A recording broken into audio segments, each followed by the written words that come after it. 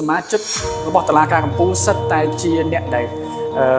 ស្ដាំនិយមដែលគ្រប់គ្រងទៅលើនិន្នាការរបស់លោកដូណាល់ត្រាំប៉ុន្តែចុងក្រោយគឺនៅតែកាត់ក្តីឲ្យលោកដូណាល់ត្រាំចាញ់ក្តីរឿងដាក់ពន្ធបរិការនេះ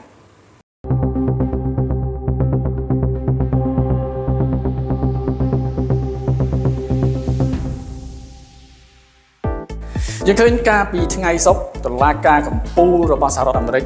បានកាត់ក្តីឲ្យលោកដូណាល់ត្រាំចាញ់ហើយណាពាក់ព័ន្ធជាមួយនឹង tariff ណាពន្ធបរិការដែលលោកដូណាល់ត្រាំដាក់ទៅលើប្រទេសជុំវិញពិភពលោកនេះអញ្ចឹង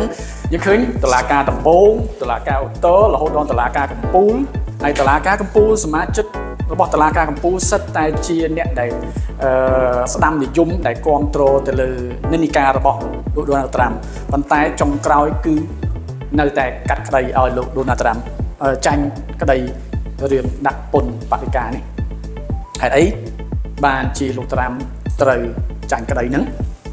ហើយតើសហរដ្ឋអាមេរិកត្រូវសងលុយមកប្រទេសទាំងអស់ដែលបានយកអញ្ចឹងយើងឃើញថាលោកដូណាល់ត្រាំគាត់ចាប់ដើមឡើងកាន់អំណាចភ្លាមគាត់ចាប់ដើមក្រឡុកពិភពលោកដោយការដាក់ពន្ធបរិការណា tariff ពន្ធបរិការដែលមានចាប់ពី19ទៅ 50% ណាទៅលើទំនិញដែលនាំចូលទៅសហរដ្ឋអាមេរិកហើយជាពិសេសនោះប្រទេសចិនគឺច្រើនជាងគេគឺដល់ 140% ទៅលើពន្ធនាំចូលវាធ្វើឲ្យមានការប្រជែកវែកញែកគ្នាទាំងពិភពលោកទាំងអ្នកច្បាប់នៅសហរដ្ឋអាមេរិកតើលោកត្រាំមានសិទ្ធិអីយកពន្ធបរិការនេះអញ្ចឹងយើងឃើញថានៅច្បាប់នៅសហរដ្ឋអាមេរិកដែលចេញនៅឆ្នាំ1997មានច្បាប់មួយគេបាននិយាយថាប្រធានាធិបតីមានសិទ្ធិណាអនុវត្តច្បាប់ដោយមិនបាច់ឆ្លងកាត់សភាទេពេលមានអាសន្នសេដ្ឋកិច្ចពេលមានអាសន្នអញ្ចឹងរដ្ឋាភិបាលសហរដ្ឋអាមេរិកប្រធានាធិបតីមានសិទ្ធិសម្រេចចិត្តធ្វើយន្តការណាមួយដោយមិនចាំបាច់ឆ្លងកាត់សភាទេអញ្ចឹងគាត់លើកយកអាហ្នឹងយកមកសំអាងហើយគាត់ដាក់ tariff ណាទៅលើប្រទេសផ្សេងៗដើម្បីឲ្យមាន balance រវាងការនាំចេញនិងនាំចូលទៅសហរដ្ឋអាមេរិកកុំឲ្យទំនិញនាំចូលហូរទៅសហរដ្ឋអាមេរិកច្រើនខ្លាំងពេកណាអញ្ចឹងអានេះហើយដែលគាត់លើកយកអាច្បាប់នៅឆ្នាំ1997យកមកប្រកាសប៉ុន្តែដោយឆ្លងកាត់ការកាត់ក្តីការសួររកហេតុផលណាតើសេដ្ឋកិច្ចមានអាសន្នកម្រិតណាហើយច្បាប់ហ្នឹងគេនិយាយពីអីជាចុងក្រោយយើងឃើញថាតុលាការគេបានចេញមកបញ្ជាក់ឲ្យច្បាប់នៅឆ្នាំ1997ហ្នឹងគឺបញ្ជាក់ថាកំណត់នៃការ import export មានថាបើសិនជាក្នុងករណីសេដ្ឋកិច្ចសហរដ្ឋអាមេរិកកំពុងតែជួបអាសន្នអញ្ចឹងរដ្ឋាភិបាលមានសិទ្ធិកំណត់នៃការនាំចូលទំនិញមិនឲ្យនាំចូលច្រើនពេកណាកាត់បន្ថយការនាំចូលណាអញ្ចឹងអាចធ្វើអញ្ចឹងបានណាប៉ុន្តែលោកដូណាល់ត្រាំគាត់អត់បានធ្វើអញ្ចឹងទេគាត់ទៅជាដាក់ពន្ធកន្លែងនោះហើយដែលតុលាការសហរដ្ឋអាមេរិកថាលោកដូណាល់ត្រាំធ្វើការកំណត់យកពន្ធនឹងដោយខុសច្បាប់ណាអត់មានចារទៅលើច្បាប់របស់សហរដ្ឋអាមេរិកទេហើយវាការកំណត់ពន្ធនឹងកំណត់ទៅលើតែមាត់របស់លោកដូណាល់ត្រាំអញ្ចឹងมันមានការឆ្លងកាត់សភាដើម្បីវិភាគថាពន្ធនឹងដាក់ទៅលើប្រទេសណាត្រឹមត្រូវសមស្របឬក៏អត់លោកត្រាំគាត់ថាគាត់នឹងតវ៉ាឲ្យអស់ពីលទ្ធភាពថែមទៀតណាអញ្ចឹងយើងឃើញហើយគាត់ចាញ់ក្តីមែនប៉ុន្តែរដ្ឋាភិបាលលោកត្រាំមិនទាន់សម្រេចថាសងពន្ធនឹងមកប្រទេសជុំវិញពិភពលោកនឹងឡើយទេណាហើយការសម្រេចនឹងការសម្រេចដែលថាលោកដូណាល់ត្រាំយកពន្ធនឹងខុសច្បាប់នោះគឺលើកលែងសហរដ្ឋអាមេរិកទៅសងលុយមកវិញនេះគឺលើកលែងទៅលើតំណែងមានដូចជារថយន្តណារថយន្តមានដៃថែបមានអលុយញោមនិងអសត់4មុខហ្នឹងគឺយកពន្ធបរិការដដែលមានថាចាញ់ក្តីចាញ់តែអាតំណែងផ្សេងទេតែអា4មុខហ្នឹងដែលនាំចូលទៅសហរដ្ឋអាមេរិកហ្នឹងអញ្ចឹងអា4មុខហ្នឹងគឺគេយកពន្ធបរិការធម្មតាជាធម្មតាពន្ធទៅលើប្រទេសដែលនាំចូលទៅសហរដ្ឋអាមេរិកគឺចាប់ពី 9.5% ទៅ 19.8% បើយើងគិតពីទឹកលុយដែលសហរដ្ឋអាមេរិកអាចនឹងត្រូវសងទៅក្រុមហ៊ុនជំវិញពិភពលោកដែលនាំទំនិញចូលទៅសហរដ្ឋអាមេរិករយៈពេល1ឆ្នាំហ្នឹងប្រហែលជា130ទៅ140ពាន់លានដុល្លារប៉ុន្តែក្រោយពីតុលាការសហរដ្ឋអាមេរិកបានកាត់ក្តីឲ្យលោក Donald Trump ចាញ់លោក Donald Trump គាត់បានដាក់ពន្ធបន្ថែមទៀត 10% ណាចាញ់ 10% ដោយគាត់យោងទៅលើច្បាប់ដែលបង្កើតឡើងនៅឆ្នាំ 1974 ណាដើម្បីដោះស្រាយបន្ទាន់បាត់សេដ្ឋកិច្ចបន្ទាន់គឺដាក់ពន្ធទៅលើ 10% អញ្ចឹងបើសិនជាករណីមានថាតុលាការចេញច្បាប់មកមិនឲ្យសហរដ្ឋអាមេរិកត្រូវយក tariff ទៀតទេអញ្ចឹង 10% ហ្នឹងគឺចាប់ដើមអនុវត្តចាប់ពីថ្ងៃទី20ហើយសុក្រទី20ហ្នឹងទៅណាអញ្ចឹងបូកនឹងអាពន្ធធម្មតា ដូចខ្ញុំនិយាយមកអញ្ចឹងពន្ធធម្មតាគឺមានពី 9% ទៅ 19.8% ណាអញ្ចឹងគាត់បូកអាហ្នឹងបញ្ចូលទៅក្នុងហ្នឹងអា tariff ដកចេញប៉ុន្តែដាក់ 10% ថ្មីចូលវិញណាអញ្ចឹង 10% ថ្មីហ្នឹងគឺអនុវត្តរយៈពេល150ថ្ងៃដែលជាសិទ្ធិរបស់លោក Donald Trump ដោយមិនចាំបាច់ទៅសុំច្បាប់ពីសភាទេណាអញ្ចឹងបដូរការយកពន្ធធ្លាប់តែ tariff ចាប់ពី 19% ឡើងទៅបដូរមក 10% បូកនឹងពន្ធទូទៅដែលបង់ធម្មតានាំចូលទៅសហរដ្ឋអាមេរិកធម្មតាហ្នឹងពីលើហ្នឹងបើសិនជាផុតរយៈពេល150ថ្ងៃហ្នឹងចង់បន្តអាការយកពន្ធ 10% ថែមទៀតលោក Donald Trump ត្រូវឲ្យសភាបោះឆ្នោតថាគួរបន្តទៀតបានឬក៏អត់ព្រោះសិទ្ធិរបស់លោក Donald Trump បានត្រឹមតែ150ថ្ងៃទៀតទេអញ្ចឹងចាំមើលតើសហរដ្ឋអាមេរិកសមកវិញឬក៏អត់អញ្ចឹងយើងរងចាំមើលតើលោក Donald Trump គាត់ដោះស្រាយយ៉ាងម៉េចទៀតតើគាត់រកវិធីយ៉ាងម៉េចទៀតដើម្បីឲ្យអា tariff របស់គាត់នៅបន្តកើតទៀតឬក៏អត់ឬមួយក៏ត្រូវcancelចោលមកយកអា 10% ហ្នឹងជាធម្មតាវិញហើយ150ថ្ងៃក្រោយតើសភាព្រមឲ្យលោក Donald Trump យកអា 10% ហ្នឹងបន្តទៀតបានឬក៏អត់អញ្ចឹងអានេះហើយដែលជាហេតុធ្វើឲ្យតម្លៃមាសឡើងថ្លៃធ្វើឲ្យប្រាក់ដុល្លារថោកធ្វើឲ្យតម្លៃមាសផុសឡើងថ្លៃបន្ថែមទៀតយើងបន្តមកមើលប្រទេសជប៉ុនវិញម្ដងកាលពីសប្តាហ៍មុនអ្នកស្រី Takashi ណាដែលទើបតែជាប់ឆ្នោតថ្មីនេះគាត់បានឡើងមកប្រកាសបើកគណៈរដ្ឋមន្ត្រីថ្មីណាដែលដឹកនាំដោយគណៈបករបស់គាត់ណាដែលមានចំនួន18នាក់ណាដែលដឹកនាំចំនួនប្រជាជននៅប្រទេសជប៉ុន120លាននាក់អញ្ចឹងយើងឃើញថាអ្នកស្រីគាត់បានឡើងប្រកាសបើគណៈរដ្ឋមន្ត្រីថ្មីហើយណាដែលក្រោយពីគាត់ជាប់ឆ្នោតយ៉ាងឃ្លុកទឹកឃ្លុកដីហើយគាត់បានប្រកាសថានឹងធ្វើឲ្យប្រជាជនជប៉ុនមានមោទនភាពថាខ្លួនឯងបានកើតជាជនជាតិជប៉ុនគាត់នឹងធ្វើឲ្យប្រជាជនគាត់មានមោទនភាពបែបហ្នឹងហើយគាត់នឹងធ្វើឲ្យប្រជាជនមានជំនឿចិត្តថាអនាគតរបស់ប្រជាជនជប៉ុននឹងប្រសើរឡើងជាងមុន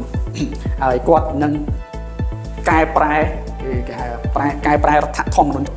ចាស់ដែលមាត្រាទី9ដែលកំណត់មិនឲ្យប្រទេសជប៉ុនធ្វើសង្គ្រាមមិនឲ្យប្រទេសជប៉ុនបង្កើនកម្លាំងទ័ពណាសម្រាប់ធ្វើសង្គ្រាមសម្រាប់វាយប្រហារប្រទេសផ្សេងនេះអញ្ចឹងគាត់ចង់លុបច្បាប់រដ្ឋធម្មនុញ្ញទីមាត្រាទី9ចេញដោយសារតែច្បាប់ហ្នឹងបានបង្កើតក្រោយពីប្រទេសជប៉ុនចាញ់សង្គ្រាមលោកលើកទី2ហើយច្បាប់ហ្នឹងតាក់តែងដោយសារមានការបង្ខិតបង្ខំអញ្ចឹងយើងឃើញឥឡូវនេះអ្នកស្រីគាត់ឡើងមកគាត់សុំរំលាយច្បាប់ចោលដើម្បីបង្កើនសមត្ថភាពទ័ពបង្កើនទ័ពខ្លួនឯងឲ្យច្រើនដើម្បីការពារដោយសារគាត់ឃើញថាចិនកំពុងតែសង្គ្រឹះចង់វាយតៃវ៉ាន់អញ្ចឹងកោះដែលនៅក្បែរតៃវ៉ាន់ដែលគៀកបំផុតគឺប្រហែលជា100គីឡូម៉ែត្រគៀកកោះតៃវ៉ាន់ប្រហែលជា100គីឡូម៉ែត្រអញ្ចឹងបើសិនជាចិនវាយតៃវ៉ាន់ជប៉ុននឹងចូលមកការពារកោះរបស់គេហើយមិនឲ្យប៉ះពាល់កោះរបស់គេបានទេហើយអាចនឹងលូកដៃមកជួយតៃវ៉ាន់បន្ថែមទៀតព្រោះតៃវ៉ាន់ជាសម្ព័ន្ធមិត្តជាមួយនឹងសហរដ្ឋអាមេរិកអញ្ចឹងបើសិនជាអាមេរិកចូលមកជួយតៃវ៉ាន់ជប៉ុនក៏ត្រូវតែចូលជួយតៃវ៉ាន់ដែរ ហេតុអីបានជាការឆ្នាំ2025អ្នកស្រីតាកាឈីគាត់បានឡើងបោះឆ្នោតជាប់ឆ្នោតជានាយករដ្ឋមន្ត្រីជប៉ុនហើយដល់ពេលដើមឆ្នាំ2026អ្នកស្រីប្រកាសរំលាយសភាឲ្យមានការបោះឆ្នោតឡើងវិញការឆ្នាំ2025អ្នកស្រីបានសម្លេងឆ្នោតទៅដល់237សម្លេងក្នុង460សម្លេង2025គាត់បានឡើងជានាយករដ្ឋមន្ត្រីមួយសារហើយណាគាត់ឡើងភ្លាមគាត់ចេញសម្ដីចេញអីមកឃើញដូចមានវិវាទខ្លាំងជាមួយនឹងចិនមួយអីហ្នឹងមានការផ្ទុះចាប់ពីពេលហ្នឹងឡើងមកហើយយើងឃើញមានប្រជាជនជប៉ុនខ្លះក៏ងើបមកបាតកម្មអីខ្លះទៅម៉ៃហ្នឹងគាត់ជាប់សម្លេងឆ្នោតតិចពេកអញ្ចឹងវា230សម្លេងហើយក្នុងអាសនៈ467សម្លេងអញ្ចឹងគាត់បាននិយាយថាប្រឆាំងហើយនឹងគាត់ហ្នឹងវាប្រហែលគ្នាប្រគិតគ្នាពេកអញ្ចឹងគាត់មិនអាចកែប្រែរដ្ឋធម្មនុញ្ញបានទេអញ្ចឹងហើយបានគាត់កាសរំលាយរដ្ឋាភិបាលចោលមកព្រោះគាត់ធ្វើអីកើតដែរអញ្ចឹងគាត់នៅតែអីទៀតណានៅក្រៅមានអីទៀតគាត់ប្រកាសរំលាយអត់មានការបោះឆ្នោតម្ដងទៀតអញ្ចឹងខែកុម្ភៈហ្នឹងគាត់បានបោះឆ្នោតឡើងវិញធ្វើការបោះឆ្នោតឡើងវិញហើយគាត់បានជាប់ឆ្នោតភ្លុកទឹកភ្លុកដីណាដែលគាត់បានទៅដល់350សម្លេង350សម្លេងវាស្មើនឹង2/3ណាជាង2/3ណាច្រើនជាងគណៈបកប្រឆាំងអញ្ចឹងគាត់អាចមានសិទ្ធិកែប្រែរដ្ឋធម្មនុញ្ញបានណារដ្ឋធម្មនុញ្ញដែលគាត់ចង់បង្កើតតបណាអាចនឹងទៅអភិវឌ្ឍអាវុធនុយក្លេអ៊ែរបន្ថែមទៀតណាអញ្ចឹងឥឡូវនេះអ្វីដែលគាត់ចង់បានគឺដូចបំណងគណៈបករបស់គាត់បានជាប់ដោយភ្លុកទឹកភ្លុកដីគាត់អាចកែប្រែរដ្ឋធម្មនុញ្ញបានប្រទេសចិនចាប់ដើមមានបដកម្មជាថ្មីណាលោកវ៉ាងជីគាត់ចេញមកនិយាយថាបើសិនជាជប៉ុនហ៊ានគេថាហ៊ាននៅតែបន្តគេហៅថាខ្មោចយោធានិយមព្រោះការសម័យសង្គ្រាមលោកទី2ប្រទេសជប៉ុនគឺជាប្រទេសយោធានិយមអាហ្នឹងហើយដែលធ្វើឲ្យលោកវ៉ាងជីគាត់ហៅថាបើសិនជាជប៉ុននៅតែសម័យ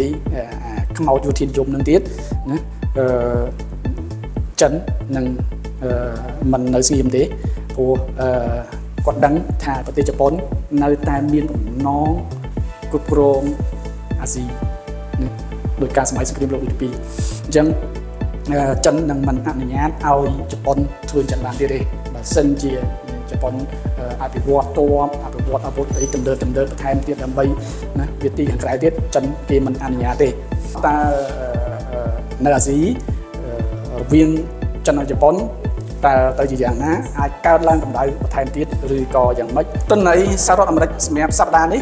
ណាជាសប្តាហ៍ចុងខែដូចជាអស់ហើយមានតែព័ត៌មានមួយដែលនៅសល់គឺ PPI គឺសំដៅទៅលើតម្លៃទំនិញឬក៏សេវាកម្មដែលក្រុមហ៊ុនគ្រប់គ្រងគាត់បានលក់មកឲ្យចេញមកក្រៅអញ្ចឹងបើអានឹងឡើងវានឹងធ្វើឲ្យតម្លៃលុយដុល្លារធ្លាក់ថោកបើអានឹងចុះនឹងធ្វើឲ្យតម្លៃលុយដុល្លារឡើងថ្លៃតោះយើងមកមើលតម្លៃមាសព្រឹកមិញឃើញនៅតម្លៃបើផ្សារមកនៅតម្លៃ5162គ្រាន់តែមួយសប្តាហ៍ឡើង300ជាងណាអញ្ចឹងបើទិញការពីសប្តាហ៍មុន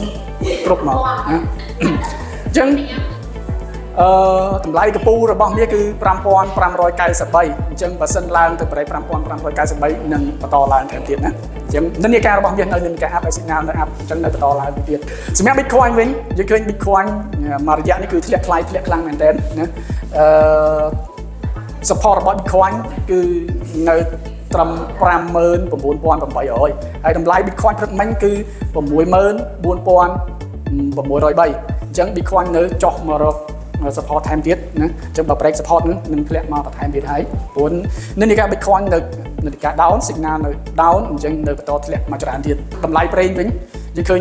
នៅអរ៉ង់នៅអត់ទាន់ស្ងប់ស្ងាត់ឡើយទេអាមេរិកដាក់អសានវ៉ាដូចជា15ថ្ងៃឲ្យអរ៉ង់ចូលចរចាបើអត់ចរចាទេអាមេរិកវាយហើយណាព្រោះតបឲ្យប្រជុំទៅអស់ហើយអញ្ចឹងវាធ្វើឲ្យតម្លៃប្រេងនៅតែនិន្នាការ up នៅឡើយទេណានិន្នាការ up signal ក៏នៅ up អញ្ចឹងនៅអាចបន្តឡើងថែមទៀតអញ្ចឹងតម្លៃប្រេងព្រឹកមិញគឺនៅ66.13ក្នុង1បារ៉ែលហើយអាចនឹងឡើងទៅប្រហែល resistance ដំបូល67.12 ថែមទៀតជាងអាចនៅបន្តឡើងថែមទៀតណាបើ break ខាងនឹងទៀតឬឡើងកាន់តែច្រើនទៀតហើយសប្តាហ៍មុននេះគឺមូដល់ទៅ517 ពីអញ្ចឹងដោយសារតែព្រួយបារម្ភការផ្ទុះសង្គ្រាមនៅអ៊ីរ៉ង់ហ្នឹងអាមេរិកជប៉ុនវិញយើងឃើញតម្លៃលុយអាមេរិកយើងធ្លាក់ចុះមកច្រើនហើយនិន្នាការលុយអាមេរិកយើង down លុយជប៉ុនយើងឡើងថ្លៃតិចហើយណាសប្តាហ៍មុនមូបាន229 ពីនិន្នាការ down signal ក៏ down អញ្ចឹងនៅលុយអាមេរិកទៅចុះថែមទៀតណាព្រឹកមិញលុយអាមេរិកគឺ$1អាមេរិកស្មើនឹង154.14 យ៉េនអញ្ចឹងអាចនឹងចុះមក break support ទៀតឬក៏អត់យើងរកចាំមើលណា support គឺនៅ152.25 បើ break នឹងទៀតនឹងចុះមកច្រើនទៀតសម្រាប់លុយអឺរ៉ូវិញលុយអឺរ៉ូនៅនិន្នាការ up ណា signal up អញ្ចឹងនៅបន្តឡើងថែមទៀតសប្តាហ៍មុនមូបាន130 ពីមូបានតិចទេហើយតម្លៃលុយអឺរ៉ូព្រឹកមិញគឺ1អឺរ៉ូស្មើនឹង$1.1827ណាអញ្ចឹងបើសិនជាឡើងទៅ break resistance ដំបូល$1.1929 នឹងឡើងទៅវិញហើយតែបើអត់ទេនឹងចុះមក break support $1.1739 ចំណែកឯលុយ pound វិញសឹងតែដូចលុយអឺរ៉ូដែរណាគឺនិន្នាការលុយ pound ធ្លាក់ចុះមកណាតែ signal up អញ្ចឹងយើង sideways តិចសប្តាហ៍មុនមកបាន232តម្លៃលុយ pound ព្រឹកមិញគឺ1 pound ស្មើនឹង$1.3523អញ្ចឹងបើសិនជាចុះមក break បាតណាដែលមានតម្លៃ$1.3430នឹងចុះមកច្រើនថែមទៀតបើអត់ទេនឹងឡើងត្រឡប់ទៅវិញហើយ